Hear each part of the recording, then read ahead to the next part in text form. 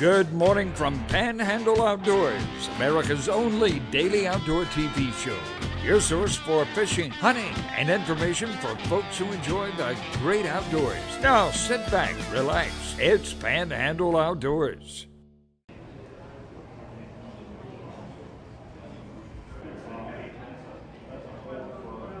We're back. We're back at a Daytona show. It's been a long time since we've come here. We're going to, I just want y'all to see just how awesome this show is. It's an amazing show. I'm going to give you the history and all this later on, but it's the first time we've been back in, I don't know how long, 15 years or so.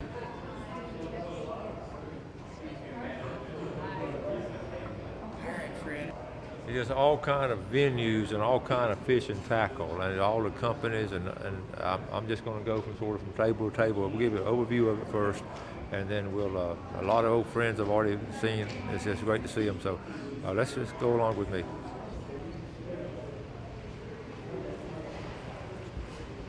Folks, the first person I found, and this is a guru, this is a godfather of tackle collecting, Bill Stewart.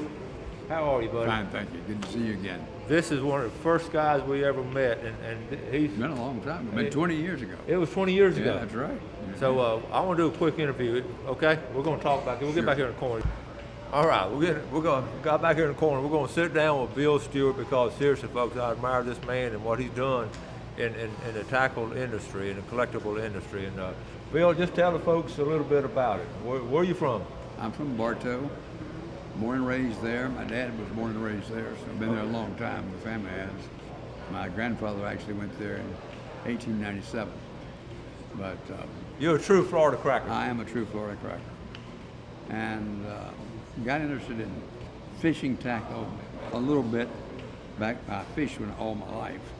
But Mr. Eager gave me a couple of seconds out of his second box. So you actually got to know Mr. Eager. Oh yeah, he was in the Rotary Club with my dad. Yeah. And he had an open house at his new plant, and he forgot to invite me and two others, and so we got our dads to impose on him to give us a special tour, and he did, and it was nice. And, so I've had those, and one of those was put in the museum in this permanent loan that we did for the Eager Company very recently, back in August. Yeah. So you went, okay, now, all right. So then you had, what about your bait company and all in Bartow? I started a museum. I had bought Bagley Bait Company in Winter Haven, not in Bartow. You bought it from, okay, you brought it From Jim Bagley. from Mr. Bagley. That's right. Okay. And there was room that was unused, and so I started to put a fishing museum in. And I wasn't putting a collection in there. I was just putting what I call it museuming. And I would go all over the southeast and talk to people and ask them if I could borrow that or borrow that, and they all just said, "Sure, take it with you." And I gave them a colored receipt. A receipt with a colored picture, and that was the smartest thing I ever did. Oh, yeah. Because when I did get to send some of them back, I would have never found the things if I hadn't made a color picture of them. But the museum was there, and I ran for about 10 years, a little over 10 years. And in the process of doing that, I sort of got involved in the collecting bug. You got the bug. That's right, I did. And since then, it's just I devoted myself to Florida lures. Yep. Primarily. And we've written 6 volumes. It's about that much. Yeah. On Florida lures so far, and we've got more people on the list that we haven't written about than we had when we started. And they've just grown, sort of like rabbits. And I remember going to the museum, the first thing I saw was that world record bass Right. replica there. Tell us about that. Well, it was, I had seen one someplace, and they told me that there was a guy in Georgia that made them. And he did, and he actually copyrighted them, which I find hard to believe, but it is a copyrighted item. And so I went and bought one, and bought the case that goes with it from him. Yeah. And then he delivered it to me down here. Yeah, of the world record bass that was caught. Yeah, and he's still in we gave him the museum. He's at a museum. Yeah. How'd you like running the Bagley Bait Company? Was it a big job, or was it enjoyable, or? It was a bigger job than I wanted. We didn't get any time to fish, but it was an interesting experience. Well, you know what fascinated me when I got into it, I got a little bit after you, it was a fascinating collection made in Florida. Oh yeah. We had some amazing. We did. We had some amazing people. We did. Amazing, and lots of them. Yeah. Wow. Yeah. By the time we get through, we'll probably have written over 500. Wow. And they don't, I guess you borrow a phrase, they don't make them like that anymore. no, they don't.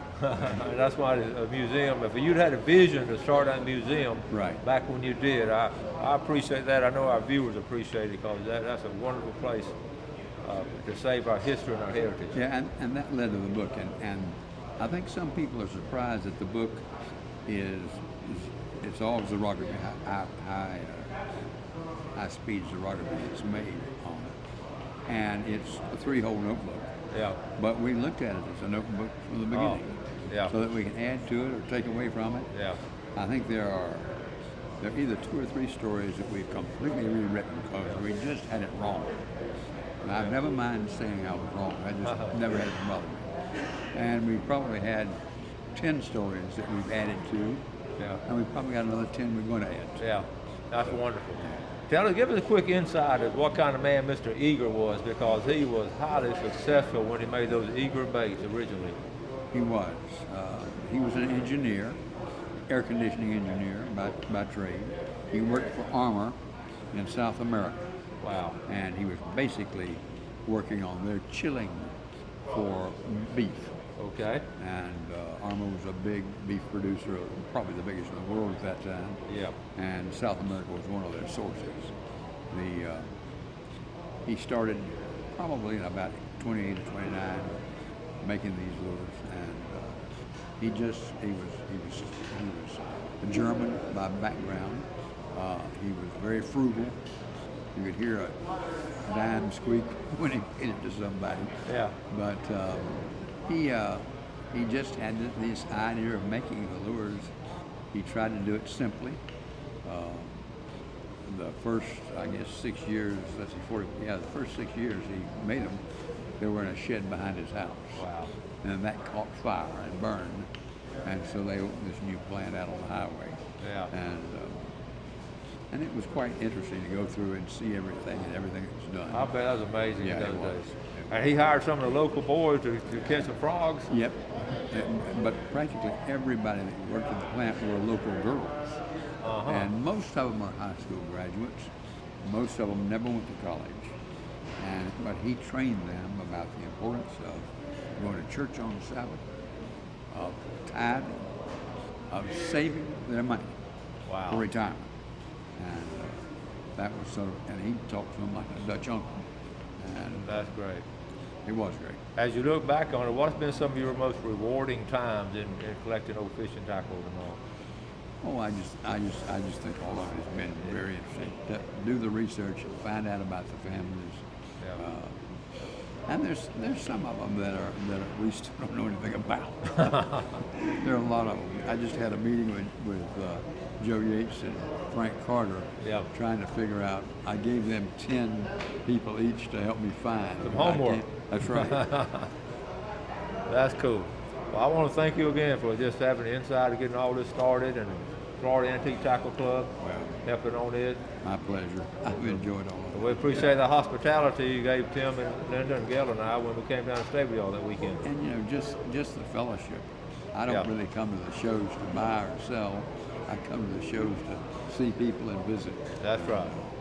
It's just good to see them again. Well, folks, this is Bill Stewart. Now, honestly, to me, he's the godfather of collecting antique tackle in Florida. So, okay.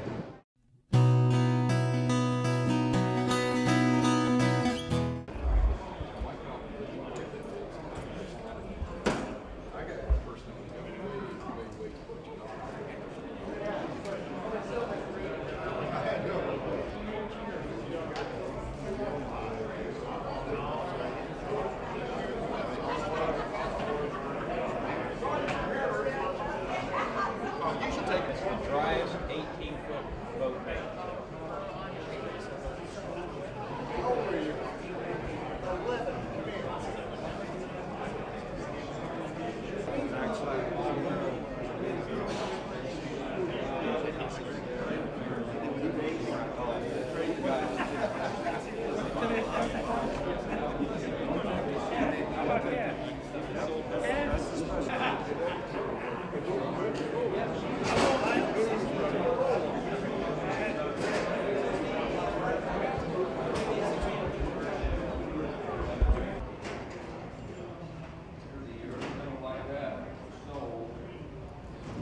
we're going to start just showing some individual collections. This collection here is Florida Metal.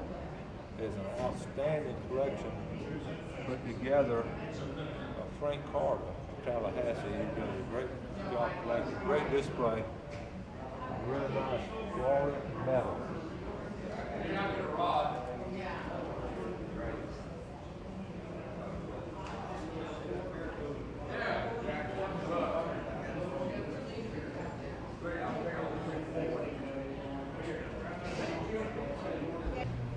There's a Captain Action. Now that's actually bought out by, made up in Tallahassee, Quincy. A friend of mine bought that, and then on down here, we'll get into some Georgia metal.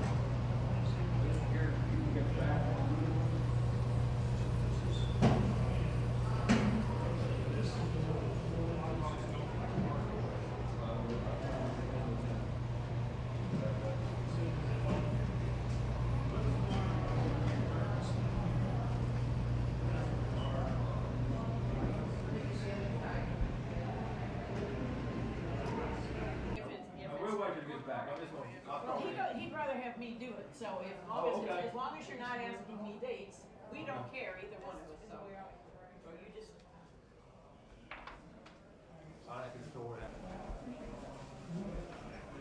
Right there, at museums.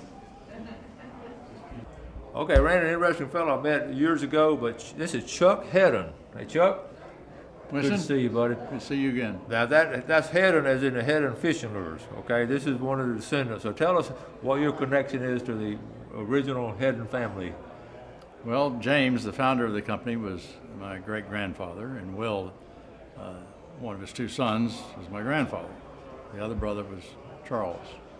Okay, so that was up in Dowagiac, Michigan, and everybody knows the legendary story. Tell us briefly what you heard as a family member, how he started getting into fishing lures. Well, he supposedly was waiting for a friend of his to go fishing on the mill pond in Dowagiac, and he was idly carving on a stick of wood, and his friend came and he threw it in the water, and a bass hit it, and the light went off, and this supposedly is the way he came up with the idea of attaching hooks to a wood, a piece of wood, which became the plug. And then we all know how that evolved. But there were many fishing lures before that, but they were metal or flies, for fly fishing. Yeah, this was the first wooden one. Wooden plug. Yeah, the rest of the story, of course, is American heritage, American legendary stories. Mm-hmm. And he got busy on it, didn't he? Yes, he did. And they took off like wildfire, actually. And of course, there were many detractors with a three-prong hook on there. There were many people that thought that was unsportsmanlike. But no, it took off. They were selling, I don't know, a million lures within just a few years. That was incredible. Of going into business. Wow, and they were catching fish to eat too. Yes, I mean, that's basically what they're catching. That's what they were for. Yeah. And then he went on and put a wrinkle finish and all kind of just neat stuff. Well, that was to catch the fishermen. Yeah, and all kind of stuff. So I know it's really neat to keep the Hedden name going. And now you live down here in Florida. Live in Longwood. In Longwood, yes. Florida. And we've met before at fishing lure shows. I just wanted our viewers to meet a real live Hedden here. And we're going to talk in a little bit. We're going to talk about the Hedden Museum with some other folks. But so good to talk to you again. So good to see you again. Good seeing you again. All right.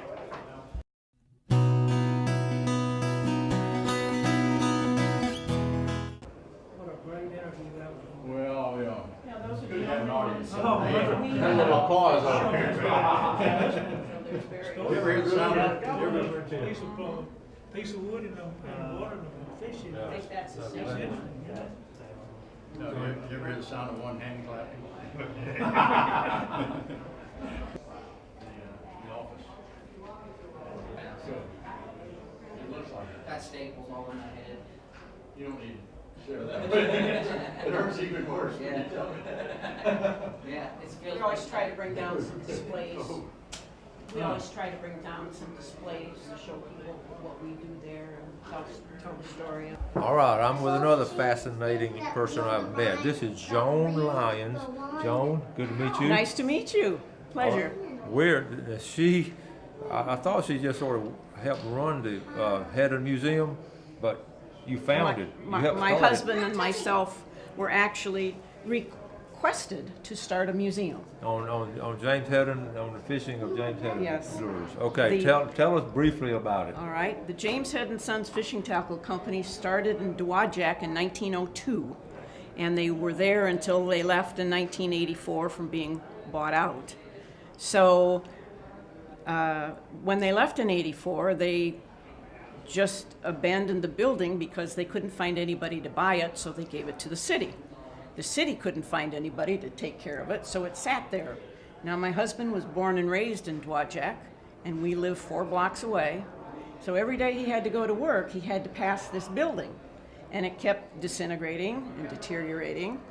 And because of his knowledge of history and his love of the town, we personally bought the building in 1991 to restore it so it wouldn't get torn down as a health hazard and utilize it for our own purposes. And in 1994, a family friend came to us and said, "You guys own the factory. There's an older gentleman in town who's 82 years old who used to work for Hedden for a long time. He's got a lot of Hedden things. He wants to sell them. Once he sells them, they're gone. And once they're gone, the history is gone." So he said, if you can buy his collection and set aside a portion of the factory, I will donate my time and show you how to start a museum to save the history for Dowagiac. Oh my goodness. So that's how it started. That's how it started. Wow. It was just meant to be, wasn't it? Yep, it was strictly a community service because Yeah. Don and I grew up fishing. So when we were asked, we said, well, we live in a restored old house, we restore old cars, we both grew up fishing. Yeah. We like history. Oh, why not? You are natural. Yeah, it would fit right in. Well, tell us some of the highlights of the museum. I'm going to tell you right now. I've already added that to my bucket list. I'm going to come up there Okay. and visit y'all. All right. Yeah, we're going to do that. Okay. So tell us a little bit about it. We have over 3,000 square feet in the old office area of the museum, of the factory. And we try to tell the story of all the things that James Hedden did and the factory as it grew from James Hedden and Son to James Hedden's Sons to James Hedden's Sons. So you got to remember those 3 things because they had 3 different names. So we have a wall of lures starting from 1902 to 1984 showing everyone that was made. Well, at least everyone at the time that we knew that was made. Well, and when you talk about old fishing tackle, the signature name is James Hedden's Son. I mean, that's Yes. he's the one credited with doing it, and that's for y'all to make a museum out of it instead of letting it fall apart. That's so admirable, and Well- that's just wonderful. Well, we like history and we're proud of the town. So you come down to Daytona, just bring you some of this stuff to help support the museum. Yes, this is a fundraiser for the Hedden Museum. All right, tell our folks up here in the Florida Panhandle how they can get to the museum.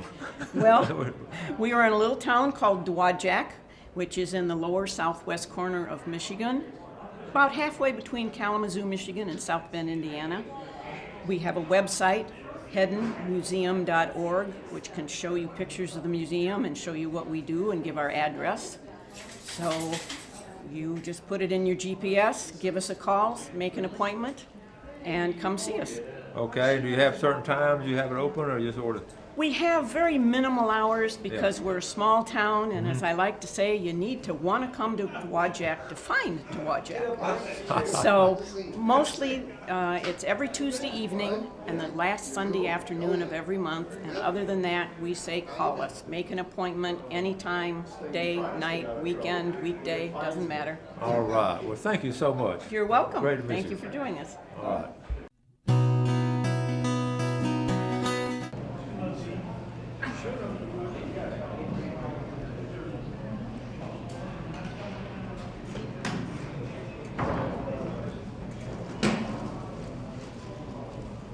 There's some random collections here. Frustrating to not be able to get it. A lot of eagle baits, a lot of smaller baits here.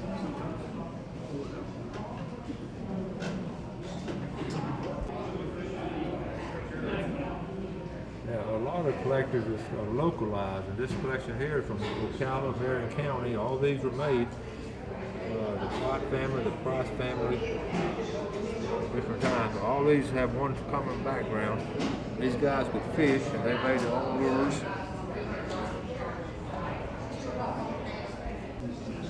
Here's a frog collection. There's all kinds of different frogs. You know what? Frogs are great bait.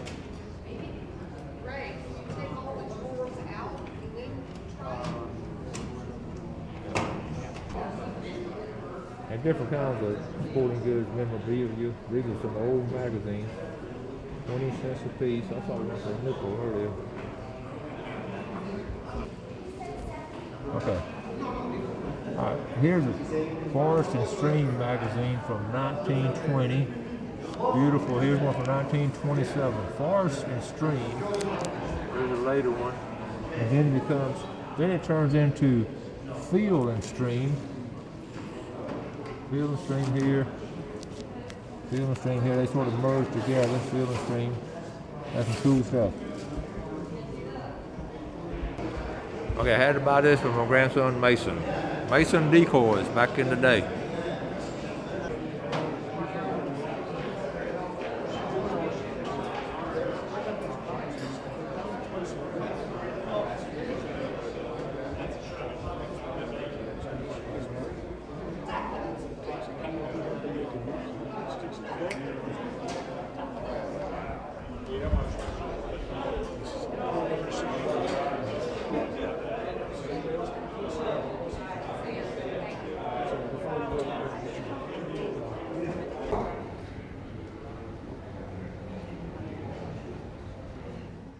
Thanks for watching America's only daily outdoor TV show, Panhandle Outdoors with Winston Chester, featuring hunting, fishing, and other activities and information to help you enjoy the great outdoors. Join us next time for Panhandle Outdoors.